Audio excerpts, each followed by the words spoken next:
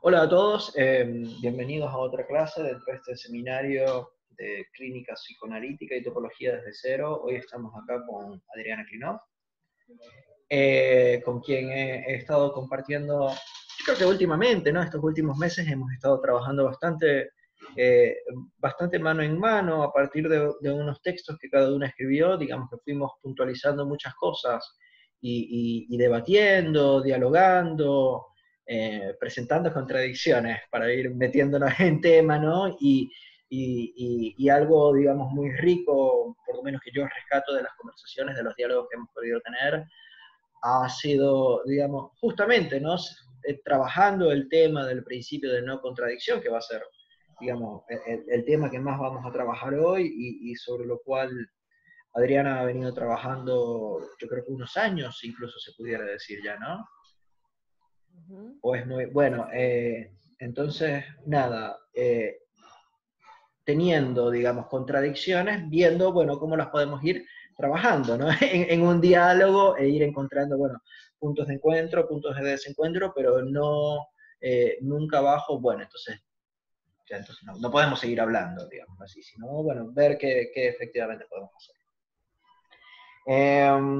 Entonces, nada, la idea hoy es, como ya venimos trabajando cuestiones, digamos, de los fundamentos de las matemáticas eh, y de las posibilidades de efectivamente suponer, digamos, una profundidad, y una profundidad que incluso pudiera ser contradictoria. El principio de no contradicción, que digamos se establece desde la antigua Grecia a partir de Aristóteles, y marca toda la lógica clásica durante 1700 años, algo así, ¿cómo, ¿qué hacemos con eso? ¿No? En la clínica, digámoslo así, o sea, ¿lo seguimos sosteniendo? ¿Seguimos diciéndole al paciente, bueno, si tú dijiste que era tu madre y después dijiste que no era tu madre, vas a tener que escoger uno de los dos porque si no estás equivocado? Algo así, ¿no? O sea, ¿qué hacemos, digámoslo, qué hacemos con las contradicciones en la clínica? Y yo eso lo diría tanto de la manera de qué hacemos cuando el paciente se contradice, como qué hacemos con nuestras contradicciones teóricas. Didi.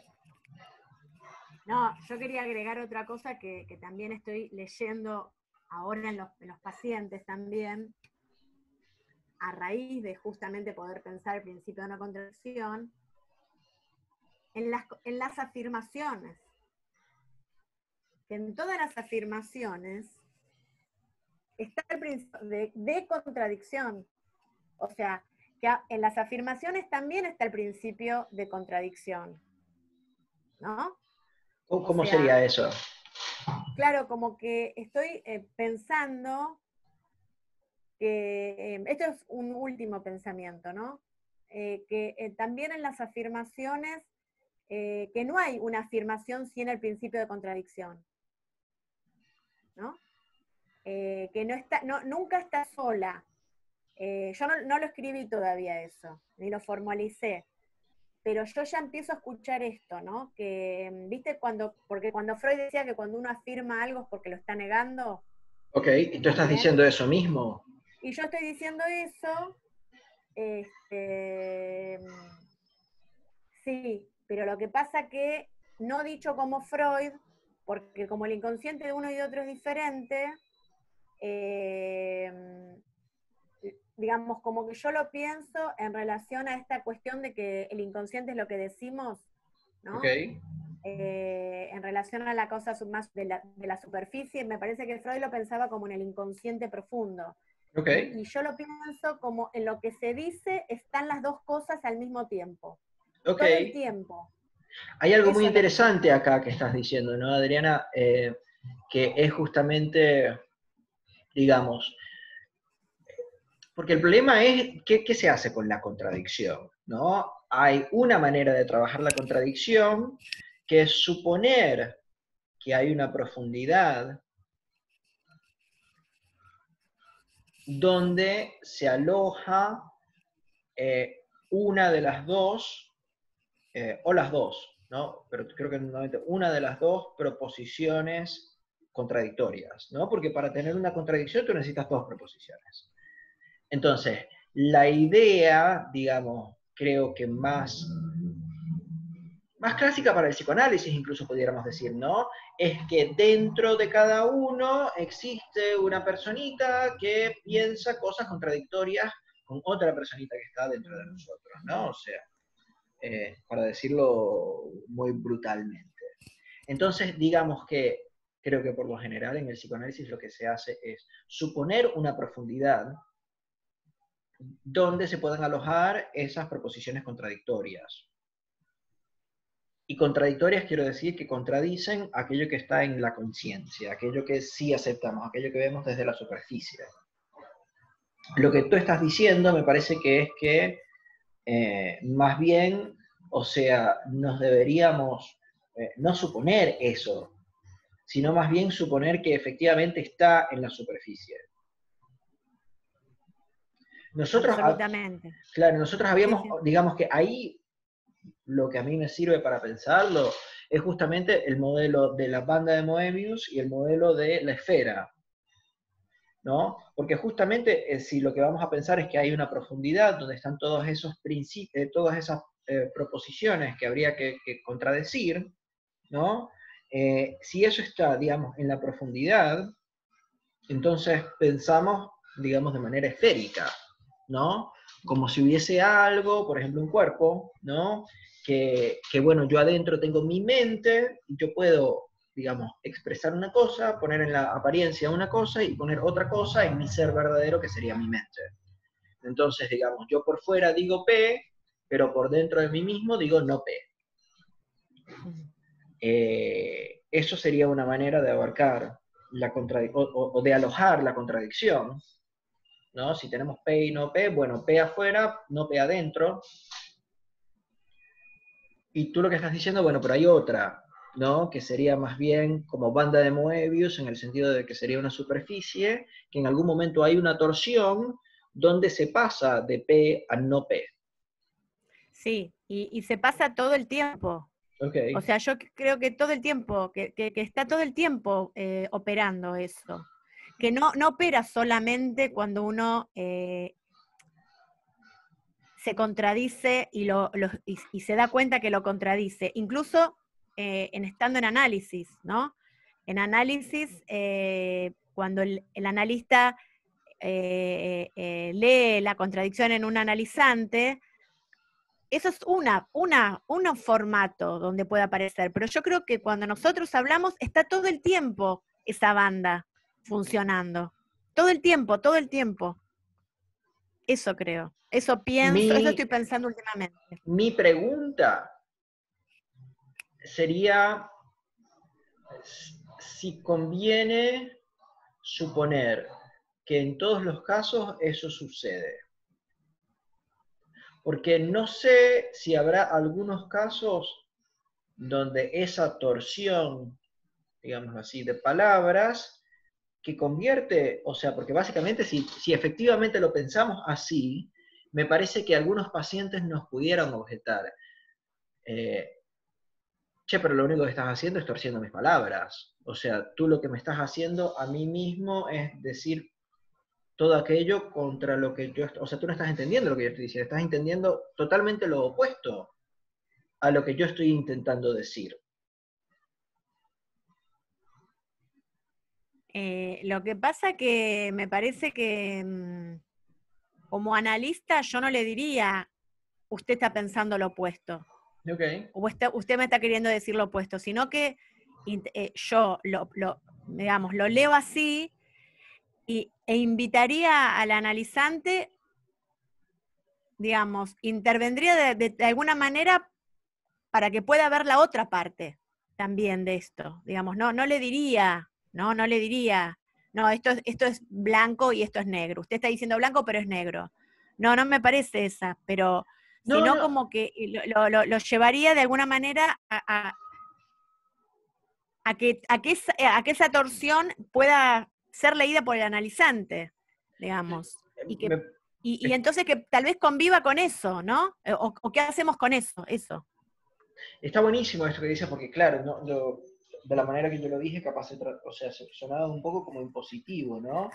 Me parece muy buena la aclaración de que se trataría más bien de una especie de hipótesis, pudiéramos decir, ¿no? No sé si. Ujú. Entonces tenemos esa hipótesis, claro, y la pregunta sería si en todos los casos eso se verifica, esa hipótesis de que todos los enunciados son invertibles, digamos así, se verifica yo, digamos, mi intuición, ¿no? O lo que me han permitido mis investigaciones, sería decir que capaz, o sea, capaz hay algunos pacientes donde eso no puede suceder, digamos así, por cierta razón o por otra. De hecho, o sea, por ejemplo, a mí, creo que esto te lo he comentado, ¿no? Pero creo que muchas veces conviene que nosotros pensemos a Freud, digámoslo así, como un caso límite, en el sentido de que obviamente alguien como Freud a nosotros nos pudiera venir al consultorio.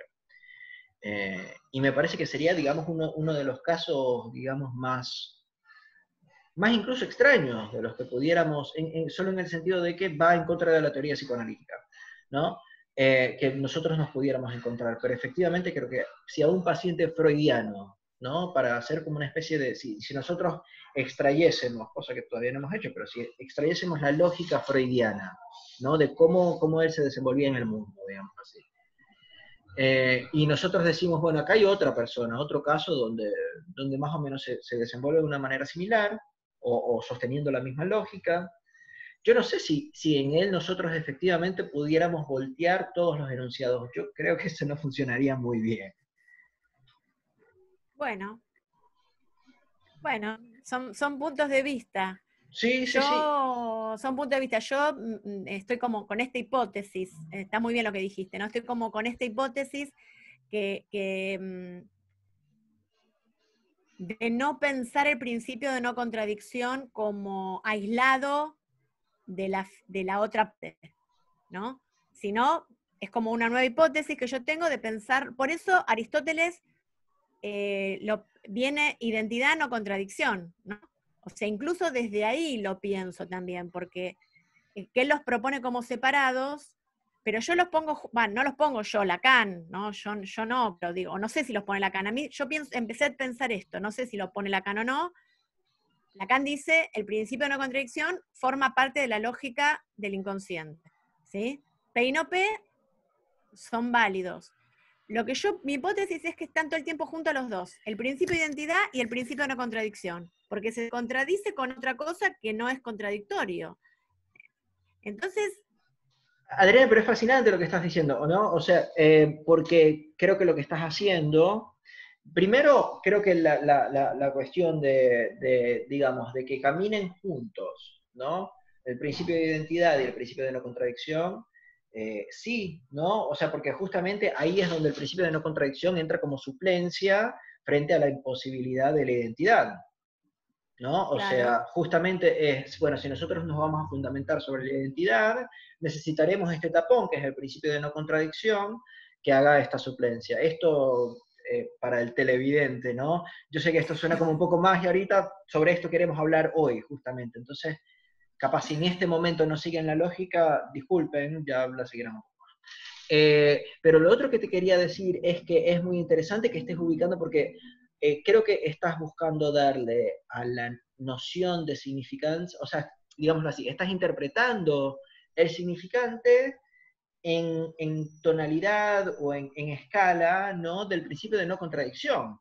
Porque justamente lo que tú estás diciendo es, bueno, me voy a los elementos, y creo que el elemento que nosotros tenemos es el significante, ¿no? Elemento, ahí es una mala palabra, ¿no? Pero digamos, la unidad, que sí, también es una mala sí. palabra, pero La articulación significante, la articulación significante. ¿O vos querés decir significante como separado? Porque no hay separado. yo quería decir significante separado, pero claro, ¿qué pasa? Cuando al significante lo separamos, tú justamente lo que estás diciendo es, bueno, si intentamos separar al significante, igual el significante no es idéntico a sí mismo. O sea, el significante también en todo momento se le puede, digamos, al significante se le puede adjudicar el principio de no contradicción en todo momento. Sí. Sí, igual yo no entiendo, o sea, para mí, o sea, lo que yo leo es significante en su articulación, ¿no? Como un significante solo no dice nada, no significa nada uno solo. Porque, por pero, ejemplo, si tomamos un significante que puede ser sí o no, sin la articulación con otra cuestión no significa nada, ¿no? O madre, padre, sí, no, árbol, qué sé yo, no tiene una significación si no está articulado. Por eso yo lo pensé, sí. pero más aún, ¿no? Porque tú ahí, o sea, en el momento donde tú planteas, ¿no? O sea, digámoslo así, tú planteas la hipótesis de que todo elemento se puede llevar a su propia contradicción, ¿no? O sea, o digamos así, los significantes son aquellos elementos que siempre se pueden llevar a su propia contradicción. Eso hace que todo significante implique una articulación significante, porque como mínimo ya estamos diciendo qué tipo de articulación tienen, que es un tipo de articulación muy particular, que es que el de la banda de Moebius, ¿no? Que es que, o sea, cuando lo llevamos adelante, o sea, nos vemos, digamos, en el mismo lugar, pero al revés. O sea, llegamos Exacto, a P otra vez, pero no P. exactamente, Y eso es muy hermoso porque de hecho exactamente, eso se ve tanto en la banda de Moebius, ¿no? Cuando tú das la torsión y tú dices, ah, llegué al otro lado, pero en realidad es el mismo porque iba en esta exacto, dirección, pero voy en esta ahora. exacto, exacto. Me parece hermoso pensarlo así, ¿no? Y a mí también. Me parece hermoso porque cuando alguien habla, un analizante habla y uno lo puede, como analista lo puede leer, es totalmente, cambia la lectura. O sea, si uno piensa que conviven los dos, es otro paradigma de lectura. Si uno piensa que conviven los dos principios todo el tiempo. Eso. Y además hace que no sea necesario, digamos, la locura mental en el sentido de la propuesta de que efectivamente hay una mentalidad de las profundidades. Absolutamente. Porque lo que estamos hablando es de la superficie, que la superficie en sí misma tiene una torsión.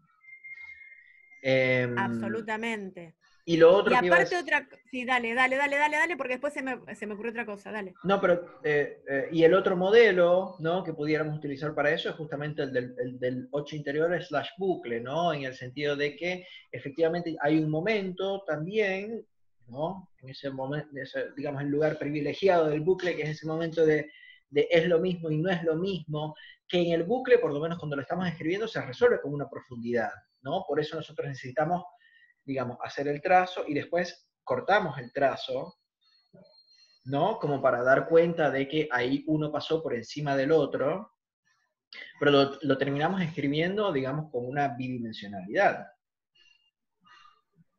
Sí,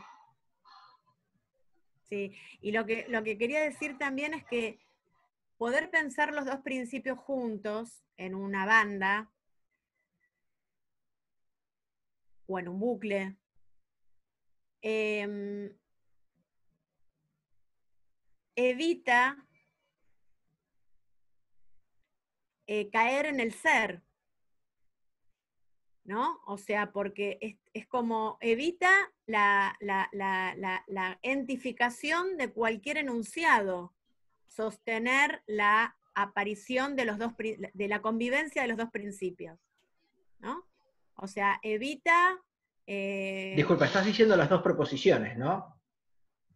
o sea, si uno incluye el principio de identidad y no contradicción como parte del discurso, Ok. conviviendo, esto evita que el analizante tenga que decidirse por uno de los dos, ¿no? Evita caer en la identificación de un enunciado, en el sentido de que no tendría que decir, bueno, yo pienso así, o yo pienso asá, porque tampoco hay eso. Entonces me parece que sostener los dos, de alguna manera, digamos, en el mismo y en diferente nivel, evita caer en, ¿no? En decir, bueno, yo pienso esto y esto es lo que pienso, o yo esto es lo que creo, sino mantenerse en un costado más entre, ¿no? Sí, sí. A ver, claro, ¿qué pasa? Yo no sé, ¿no? Si justamente esos dos principios, esos dos puntos, digamos, de opacidad que hay eh, en el discurso, que sería el principio de identidad y el principio de no contradicción, ¿no? Es decir, X es igual a X y, o sea, habiendo dicho X, no se puede decir no X, ¿no? Yo no sé si esos puntos, por ejemplo, caen bajo la misma lógica de que se pueden invertir. ¿Cómo sería eso? No entiendo. Claro, porque estábamos pensando, bueno, pensemos a ver si todos los elementos con los que nosotros trabajamos, si se llevan a sus máximas consecuencias, se llegan a contradecir a sí mismos, ¿no? Nosotros partimos de ahí, estamos intentando pensar en ese campo. Ok, ahora, en ese campo, si nosotros, si en ese campo aparecen el principio de no contradicción y el principio de identidad, yo me pregunto, o no, me pregunto más aún, en ese campo, ¿pueden aparecer el principio de identidad y el principio de no contradicción? Porque no sé si esos dos principios justamente se pueden invertir. O sea, cómo se contradice el principio de no contradicción? ¿Y cómo se contradice el principio de la identidad? El principio de no contradicción se contradice con el de identidad, y el de identidad con el de no contradicción, justamente. No, no, ¿cómo? No entiendo. Claro, porque A y no A pueden existir al mismo tiempo en el principio de no contradicción, ¿sí? A y no A, o sea, o en el principio de contradicción, digamos, saquemos la negación. A y no A, ¿no? Son parte del principio de no contradicción, o sea, se sostiene. Y A es igual a A es el principio de identidad. Entonces, vos decís, ¿cómo se opondrían? ¿Cómo se opone? Bueno, el de identidad yo creo que se contrapone con el de no contradicción. Es opuesto. Eh, eso, Por eso Aristóteles lo saca. O sea, al principio no puede haber dos cosas contrapuestas en el ok, discurso. sí, sí, No es sí. lo, por eso lo saca, Pero ¿no? porque, claro, y Lo esto, saca.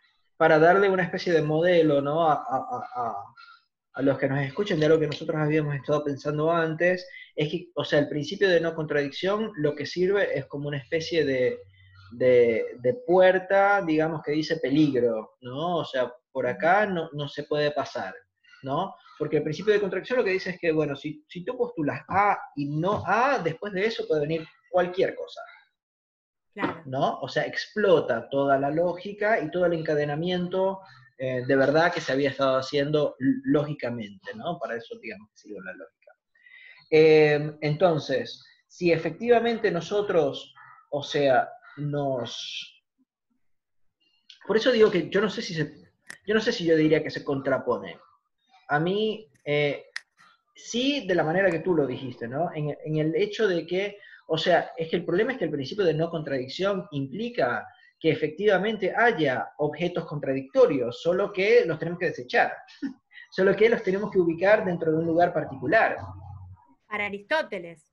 Siempre para Aristóteles. Depende con qué lógica se lea eso. Claro, para la lógica Porque clásica, sí, sí. la lógica clásica se tiene que desechar. Es lo que habíamos hablado el otro día, que a mí me encantó lo que vos dijiste que Lacan toma todo lo que Aristóteles desecha, ¿no? Claro. Él agarra todos los desechos aristotélicos y los empieza a trabajar, a pensar, ¿no? Con la lógica modal también, ¿no? O con esta lógica proposicional. Y bueno, y sí, es así, eso. A mí Porque, me parece sumamente interesante leer o pensar al analizante con estas lógicas, ¿no? Poder pensar todo el tiempo, ¿no? O hacer hipótesis de lo que el otro está, del discurso del analizante, pensándolo con esta lógica, de incluir los dos.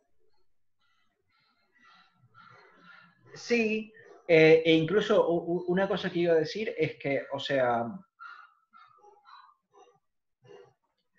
justamente suponer, hacer esta hipótesis de que efectivamente se trata de elementos que, llevados a sus máximas consecuencias, se contradicen a sí mismos, como bien tú habías dicho, o sea, eso imposibilita armar una metafísica, ¿no? Imposibilita armar un ser que es, porque justamente estamos diciendo que no hay ningún ser que es, o sea que todo ser no es, porque justamente llevado a sus máximas consecuencias, llegamos a una cosa contradictoria.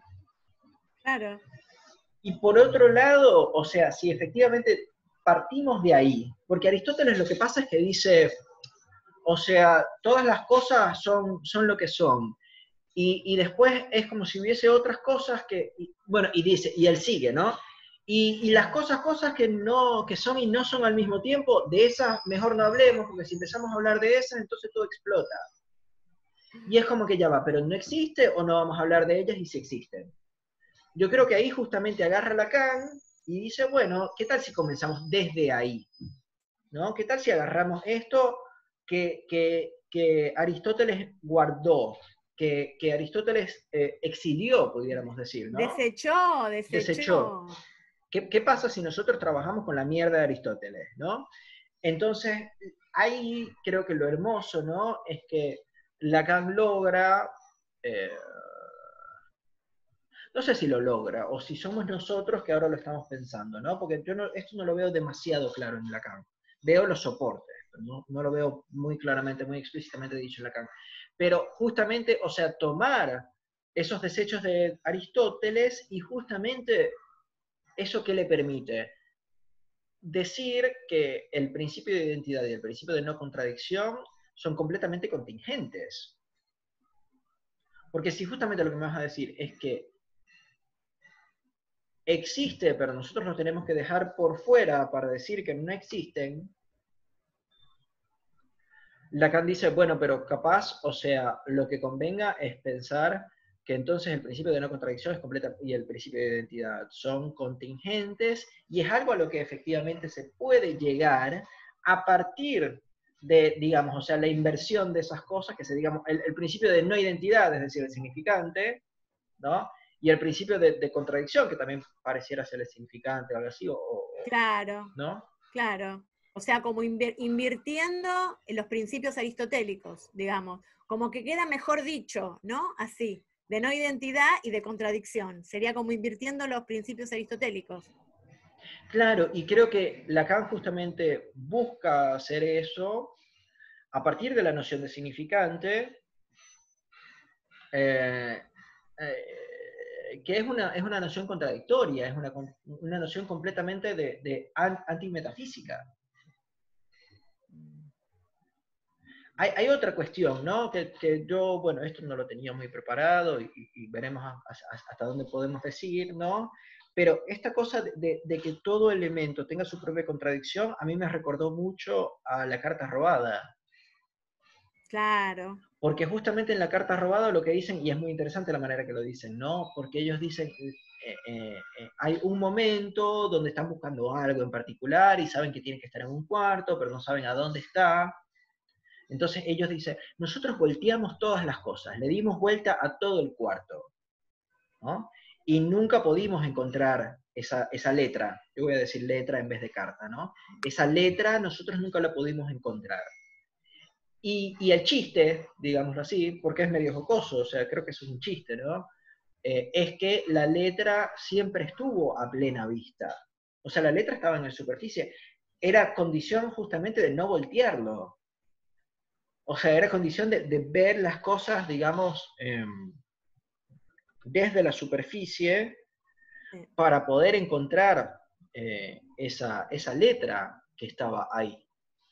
Sí.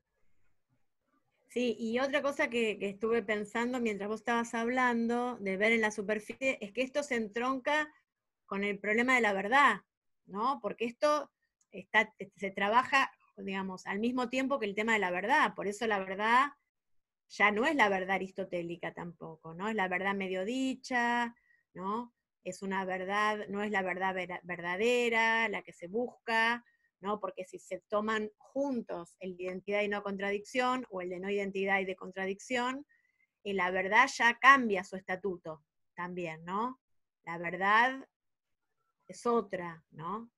Es lo que dice Lacan, que tiene una estructura de ficción, es una medio dicha, ¿no? Eso de medio dicha también da cuenta de que funcionan los dos principios siempre al mismo tiempo. Es medio dicha siempre, casi siempre, ¿no? Estoy pensando. Es que, digamos, o sea, nosotros habíamos, porque digamos, este dispositivo es algo divertido porque estamos como, hasta cierto punto hablando de un trabajo que nosotros hicimos durante, ¿qué? Fue como unos 3 meses, algo así, ¿no? Entonces, como que a mí me divierte un poco porque tenemos, o yo por lo menos me propongo el ejercicio de explicar este vocabulario que nosotros hemos desarrollado en conjunto, digámoslo así, ¿no? Entonces, porque hay algo en particular, ¿no? Eh, de lo que estabas diciendo, y es que la manera en la cual nosotros podemos abordar la verdad, o sea, digámoslo de esta manera, el principio, el Aristóteles, ¿no? Parte justamente de algo que no hemos dicho aún, pero que bueno, que nosotros dos hemos hablado, que es el principio del ortos logos, es decir, del decir correcto, del decir recto, lo pudiéramos decir, ¿no? Como si efectivamente nosotros pudiéramos establecer una especie de rectitud entre los pensamientos y las cosas, ¿no? Entre las palabras y las cosas. Y eso es muy interesante porque ahí él plantea como si hubiese una especie de, incluso de una especie como de casi de asociación libre, digamos, ¿no? Entre los dichos y los pensamientos, pero sí entre los pensamientos y la realidad. Entonces, como si efectivamente todo aquello que sucediera dentro de la realidad y de aquello que sucediera dentro de nuestra mente, nosotros pudiésemos establecer como una relación biunívoca. ¿Qué quiere decir biunívoca? A cada elemento de un conjunto, un elemento del otro conjunto. Eso sería, digamos, el pensar correcto según Aristóteles. Y es muy interesante que sea, o sea, el pensar recto, porque, bueno, por ejemplo, tenemos la imagen del toro, que lo único que hace son puras torsiones, y torsiones, y torsiones, y torsiones, y torsiones alrededor de un vacío. O sea, ahí no hay nada de rectitud. Es todo lo opuesto, digamos así. Bueno, pero, Félix, espera que ahora se me ocurre, cuando vos decís el toro con las vueltas, a mí lo que se me ocurre es identidad no contradicción, identidad no contradicción, identidad no contradicción, identidad no... ¿Entendés? Sí, sí, sí. Es que para mí esa es la Todo el vuelta, tiempo. digamos. Pero, de nuevo, y yo esto sí me lo hago, digamos, a cuenta propia porque es una discrepancia que tenemos, ¿no? Yo no sé si eso, o sea, yo no sé si eso es así para todos los pacientes o si es para un caso, un tipo de caso en particular, Yo ¿no? creo que es estructural. Yo creo que mi posición es que es Bueno, estructural. mi posición, bueno, primero creo que la posición de los dos es no sabemos, primero, y No segundo, después, sabemos, claro, y obvio, no sabemos. después tenemos, bueno, posiciones ahí secundarias, digamos así, posiciones encontradas, pero bueno, eso también es muy rico porque permite que sigamos investigando, discutiendo, debatiendo. Pero yo efectivamente creo que, digamos, estoy de acuerdo contigo que en el campo donde efectivamente ese tipo de contradicción se puede hacer, y ese tipo de contradicción justamente es elemental, digamos, que está en el elemento, ¿no?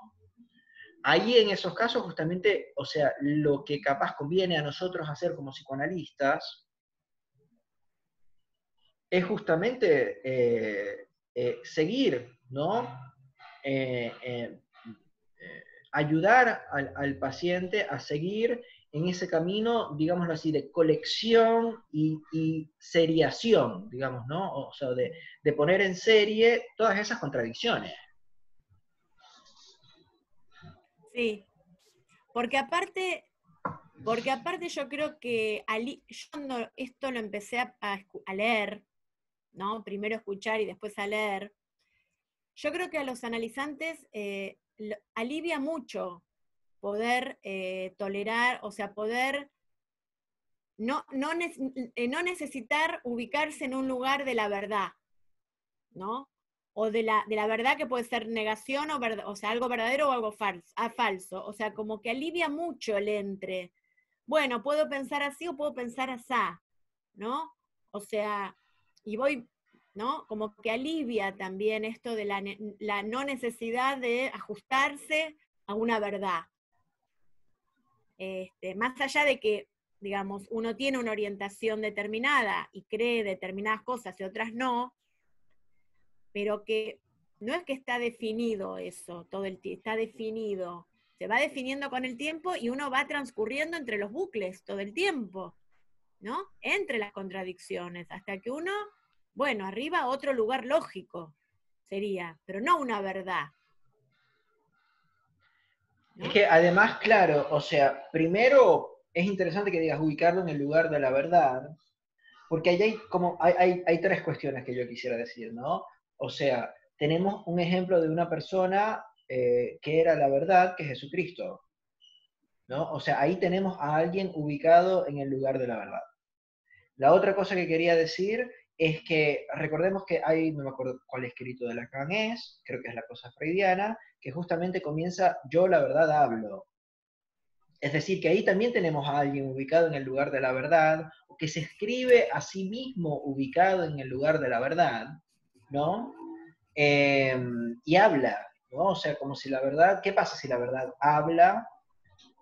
Digamos, la pregunta sería, ¿habla en castellano o habla en francés? ¿Habla en matemática? ¿En qué idioma habla la verdad? ¿No?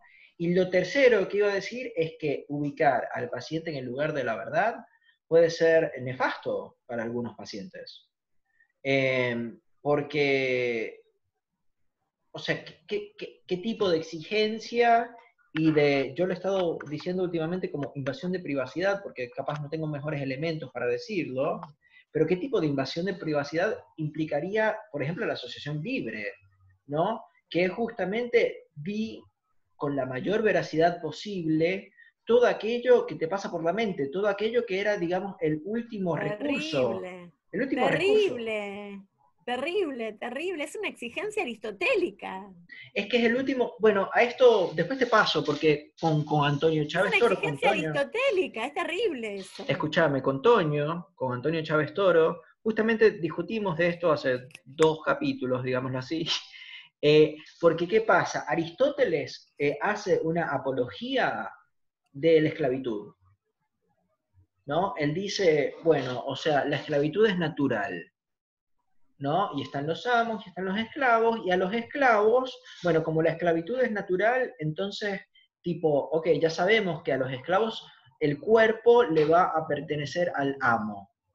Pero bueno, no hay problema porque al esclavo le queda la mente y la verdadera libertad es mental. Ese es el tejido que arma Aristóteles para justificar la esclavitud. Pero después es muy interesante porque eso encuentra un repique, ¿no? O sea, le replican a eso 2000 años después, cuando Freud viene y dice, no, no, ni en la mentalidad vas a ser libre, pues tú me vas a comentar todo lo que te pasa por la mente y así yo te voy a curar. Es muy interesante, ¿no? Ubicar, justamente pensar que un paciente, claro, capaz justamente nosotros tengamos que ver un dispositivo donde el paciente no esté ubicado en el lugar de la verdad. Claro. Y tampoco donde nuestro objetivo sea llevarlo a ningún lugar de ninguna verdad, ¿no? Tampoco. Tampoco.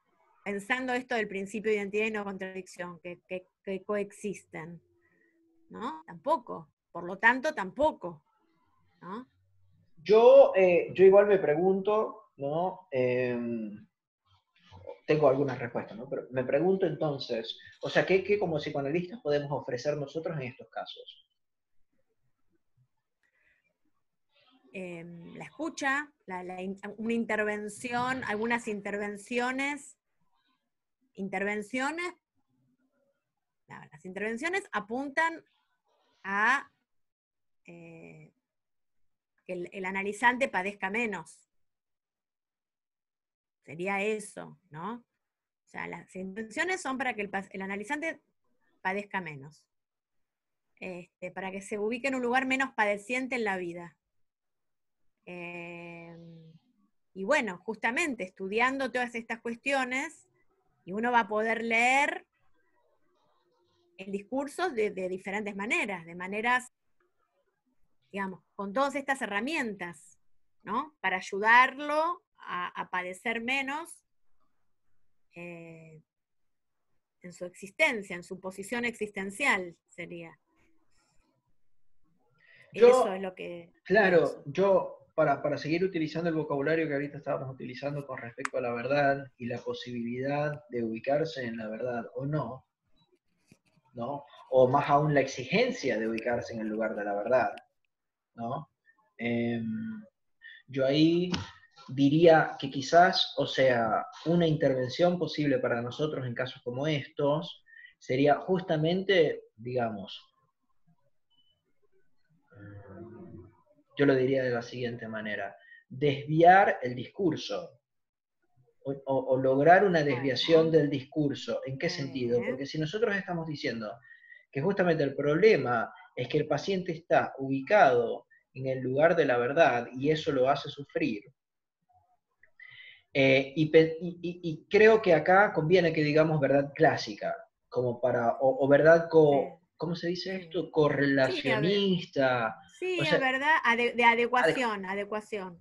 claro, o sea, está ubicado en el lugar de la verdad adecuacionista, ¿no? Capaz ahí nuestra intervención justamente tenga que apuntar a justamente, no, tú no eres eso. Claro, bueno, es lo que dice Lacan, la división entre saber y verdad, ¿no? También, que acá se entronca con esto, ¿no? La división, ¿no?, del sujeto entre saber y verdad, y poder ayudar al paciente o al analizante a que esa verdad que estuvo en algún momento sostenida durante mucho tiempo de su vida, para llegar llegar a lograr un saber acerca de esa verdad y cuestionarla, ¿no? También, ¿no? O preguntarse acerca de esa verdad, ¿no? Claro, eso me gusta más, Por porque yo eso, cuando había dicho tú no eres eso, eso a mí no me gustó. Pudiera ser mejor, claro, el cuestionar, claro, porque esta es otra pregunta que pudiéramos hacer, ¿no? ¿Qué pasa cuando la verdad adecuacionista se autocuestiona? ¿No? ¿Qué pasa cuando aquel que está ubicado en el lugar de la verdad adecuacionista se cuestiona? y bueno, en el mejor de los casos acude a un análisis, ¿no? O sea, cuando empieza a ser cuestionada esa verdad, que se adecúa y ya empiezas a molestar porque ya hay algo que no se adecúa, ahí hay una pregunta que tal vez lo hace a la persona convertirse en paciente, luego en analizante, ¿no? Y le empieza a cuestionar Mira, ayer yo tengo un paciente, un analizante que es programador, o está estudiando para ser programador de... Entonces me decía que una tarea de él en un área de programación era romper la lógica de los programas. Romper la lógica para ver las fallas del programa, ¿no? O sea, para poder estudiar las equivocaciones en las que puede incurrir el programa. Y a mí me quedó me dieron ganas de escribir algo con un programador.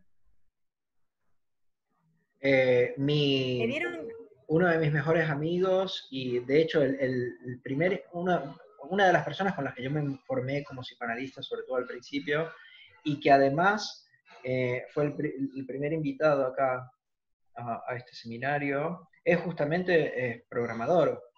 Se llama Fabio Vázquez y justamente él tiene muchos proyectos de Big Data, él ahorita trabaja como analista de datos y es fascinante, ¿no? O sea, por porque eso, los programadores es como que diseñan toda una lógica claro, y pero cuando él decía romper la lógica para ver las equivocaciones, yo dije, está hablando de psicoanálisis el analista. O sea, eso se convirtió en un psicoanalista, porque romper la lógica me encantó romper la lógica, me encantó estudiar la lógica para ver las equivocaciones, que en el caso del análisis, en nuestra lectura, no son equivocaciones, para la lógica clásica sí, ¿no? Porque ellos tienen que programar en función de la lógica clásica de los que van Claro, pero en la lógica del inconsciente pasa otra cosa, pero creo que ¿no? justamente la diferencia, ¿no? Está en que, o sea, cuando el programa de él encuentra una equivocación, se detiene, o sea, te vuelve error. O sea, Claro, ahí sí funciona el principio de no contradicción, el principio de explosión. exactamente, exactamente. Mientras que creo que la propuesta es que nosotros, más bien, frente, ¿no?, a una contradicción, digamos, bueno, ubiquémosla, ¿no? Y no Claro, la escondamos, ¿no? No la tiremos allá y la dejemos como peligrosa, no. Sostengámosla y veamos qué viene después, a ver qué lugar puede ocupar eso. sí. ¿Cómo alivia eso? ¿Cómo alivian los pacientes? Porque muchos vienen con el principio de no contradicción acá. No, no puedo pensar esto y esto al mismo tiempo. No, no, no, no puede ser que lo pueda pensar. Bueno, sí, ¿sabés que sí? Claro, Porque muchos vienen, estoy loco, estoy loca. No, ¿no? eh, por eso para mí, ya esto capaz nos desviamos un poco, pero pequeño comentario, ¿no? Por eso para mí siempre se me hace muy difícil pensar la relación, o sea, o pensar el psicoanálisis como aplicarle el psicoanálisis a una inteligencia artificial, ¿no? Imposible. Eso justamente a mi criterio también sería imposible, pero por esto, ¿no? En el sentido de que nosotros sostenemos contradicciones, ¿no? Y el tema es que si como analista yo no le doy lugar al otro a contradecirse, ¿no? Si exijo que el otro sea matemático, ¿no? Si yo exijo que el otro tenga una lógica del orto, ¿no? Un ortos logos, ¿no? Si yo exijo que el otro tenga una lógica adecuacionista, libre de contradicciones, transparente, completamente fundamentada, etcétera, yo creo que ahí nosotros como analistas ejercemos un abuso del poder. Absolutamente. Yo lo pienso un Aparte, poco. aparte de empobrecer al analizante, de volverlo pobre absolutamente, ¿no? Yo creo que lo volvemos loco, utilizando obviamente loco en un sentido muy poco técnico, ¿no? Pero creo que eso puede ser terrible para un analizante justamente que yo lo pienso como planchar las contradicciones, ¿no? Como si las contradicciones fuesen pliegues, ¿no? En una camisa que, digamos, antes de ponértela, ¿no? Tendrías que plancharla, como para que no tenga, como para que presentara una superficie completamente prolija.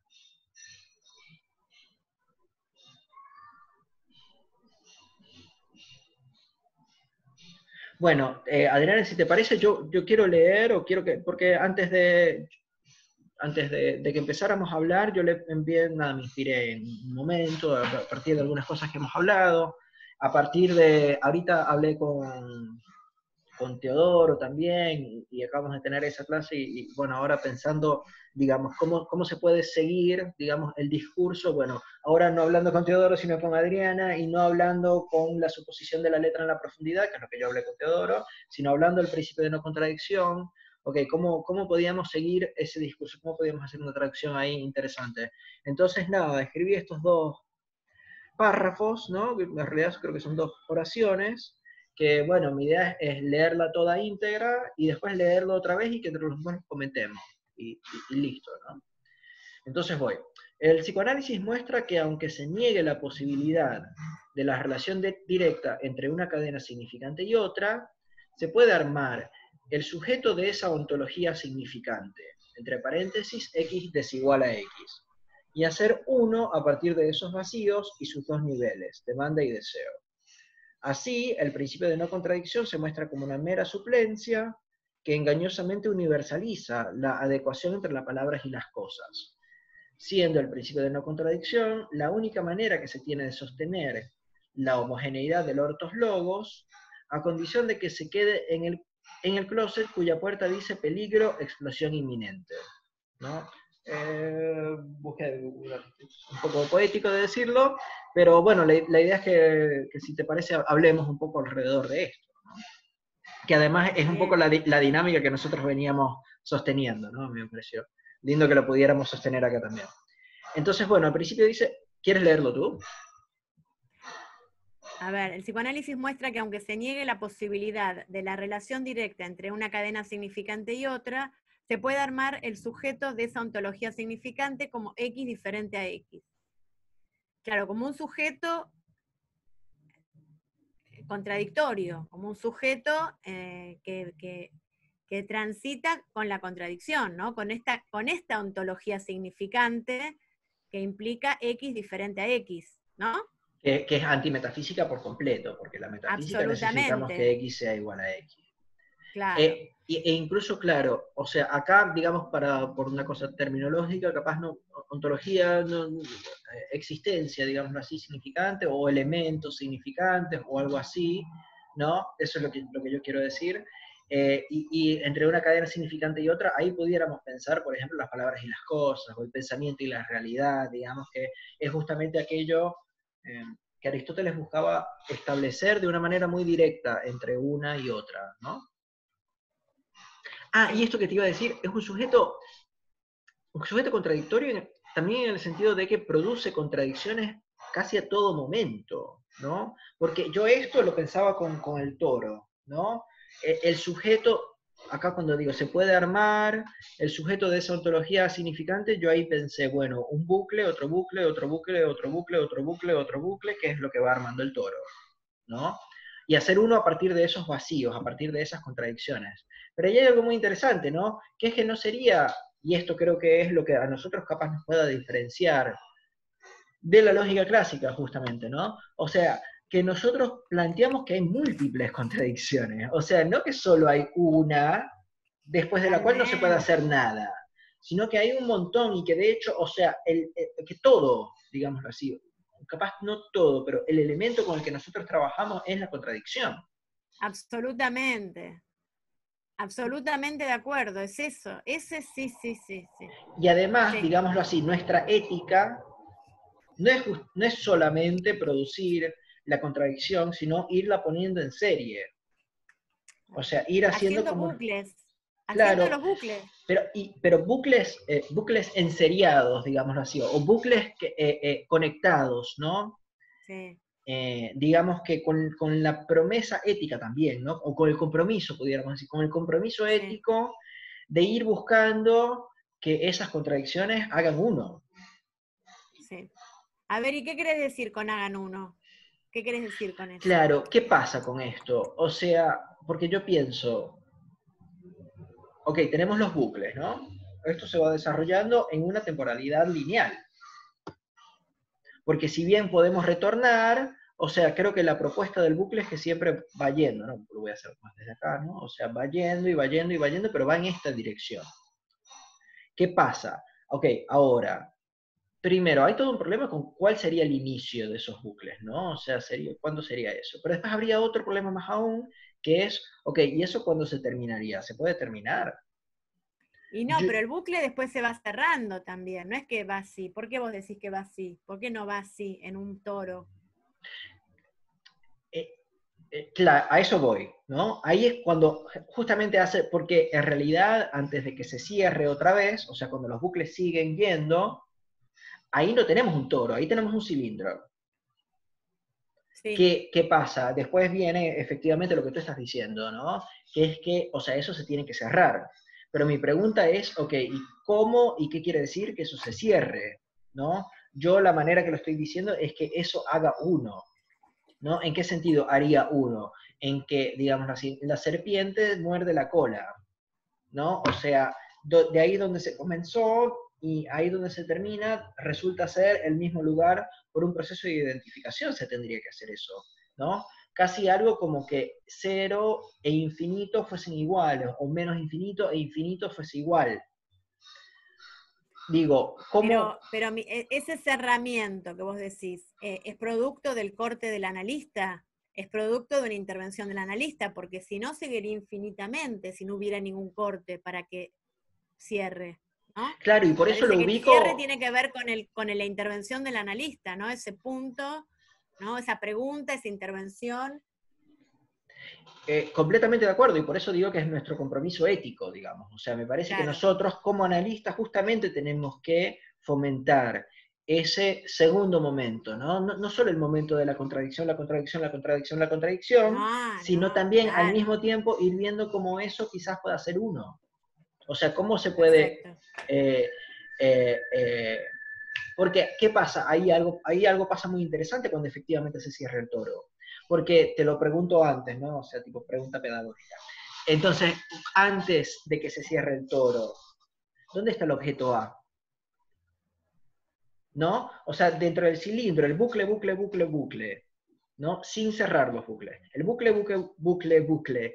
Ahí, ¿dónde está el No, objeto no, A? no está, no está, está cuando se cierra, está Está cuando cuando se se cierra, cierra. y ahí para mí eso es lo interesantísimo de nuestra Está bien, operación, que hacemos claro. justamente aparecer un objeto letra fruto de todas las contradicciones.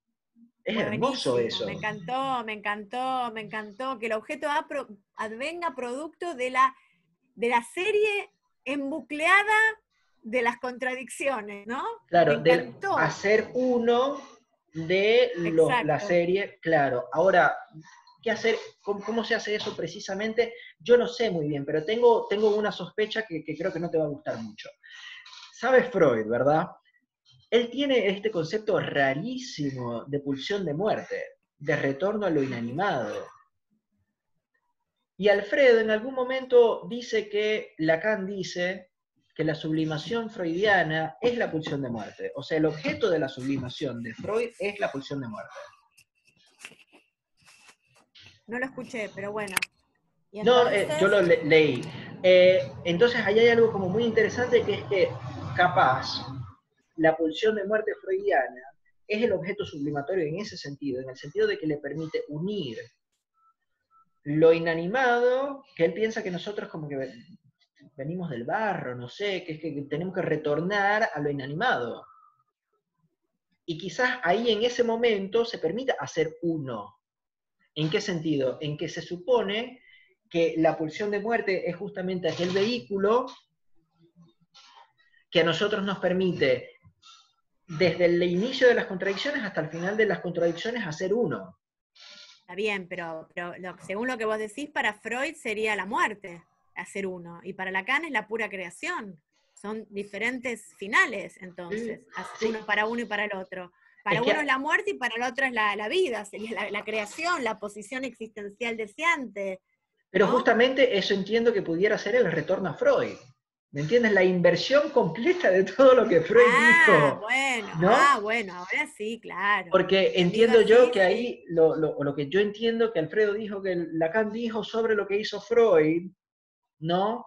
Es que Freud justamente en su intento de hacer uno a partir de toda esa mierda que él encontró, digamos, incluso en la vida cotidiana, él ahí se propuso esta idea loquísima de una pulsión de muerte, que efectivamente es lo que haría uno a partir del inicio y el final, ¿no? Y Lacan dice, ok, ahí lo único que hiciste fue armar un toro, Freud.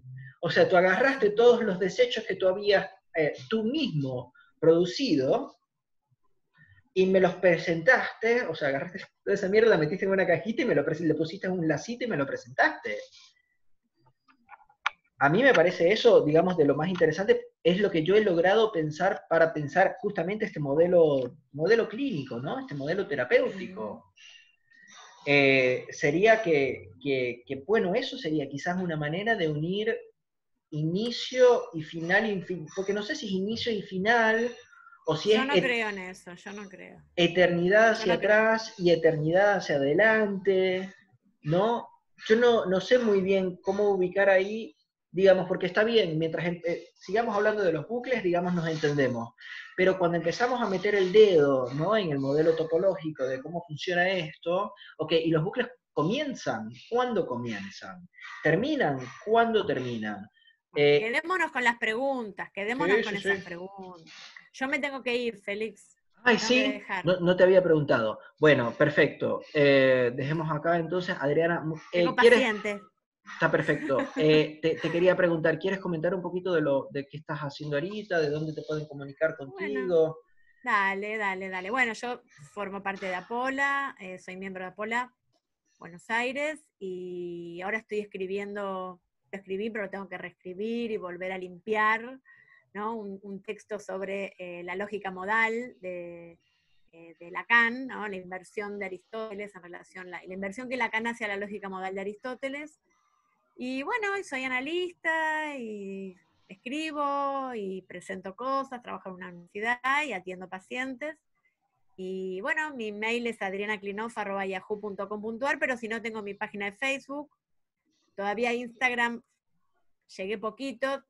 Yo soy de otra generación, no sé cuántos años tienen ustedes, pero yo tengo 56 y todavía me cuesta. Así que bueno, ahí hay varias cosas que yo pongo. Estuve posteando cosas sobre la física cuántica porque también escribí un artículo sobre la física cuántica y el PIC de Apola. Y quisiera seguir escribiendo sobre la física cuántica, que también me interesa mucho, que es la lógica no clásica, responde a lo mismo, ¿no? Así que bueno, eso. Y charlo con Félix, discutimos, pensamos juntos algunas cosas, así que bueno, hago todo eso. Bien ocupada. Bueno, Bueno, perfecto, sí, Adriana, muchas gracias no, y un abrazo y estamos hablando. dale, gracias, igual. Chau, saludos y gracias a todos.